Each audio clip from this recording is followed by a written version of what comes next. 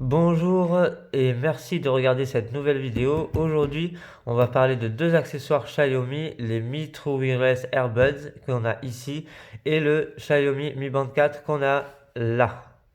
Alors, on va commencer par les Earbuds qui ne sont pas à confondre avec les Redmi Earbuds qui sont le modèle pardon, qui sont le modèle entrée de gamme des écouteurs True Wireless ou écouteurs réellement sans fil. On va commencer par les Earbuds. Alors, on voit la petite boîte de chargement qui permet de mettre les écouteurs et de les charger lorsqu'ils n'ont plus de batterie. Une boîte qui se recharge, comme ça se fait la plupart du temps sur les écouteurs True Wireless, et qui peut indépendamment recharger les Earbuds sans avoir de courant. Alors la boîte, on va en parler tout à l'heure. On va commencer par les Earbuds. Ils sont très confortables. Le son est pas trop mal, mais ça manque un peu de basse, voire ça manque cruellement de basse.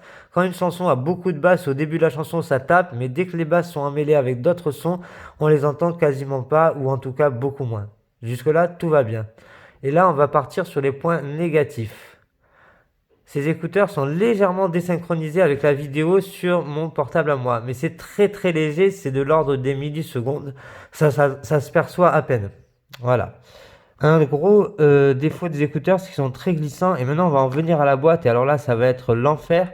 La boîte est ultra glissante. C'est un vrai calvaire. Je l'ai fait tomber une dizaine de fois. Et qu'est-ce qui s'est passé la 11e fois? Je ne sais pas si vous remarquez, mais on ne peut plus l'ouvrir en entier. C'est pour ça que je vais retourner ces écouteurs et que je ne vous conseille surtout pas de les acheter. La boîte est trop glissante. Elle se casse trop facilement. Je vais les retourner à Amazon.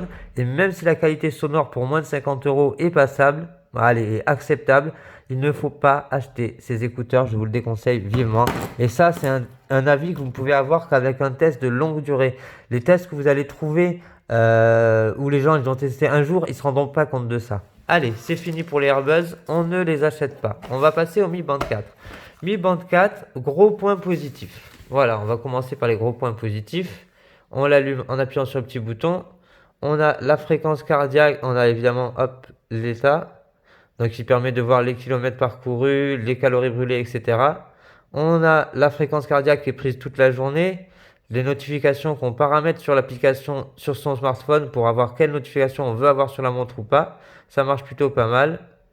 Et on a évidemment la météo et les entraînements de tous les sports, beaucoup de sports. Et la partie plus, voilà, un mode nuit, des chronomètres, tout ça.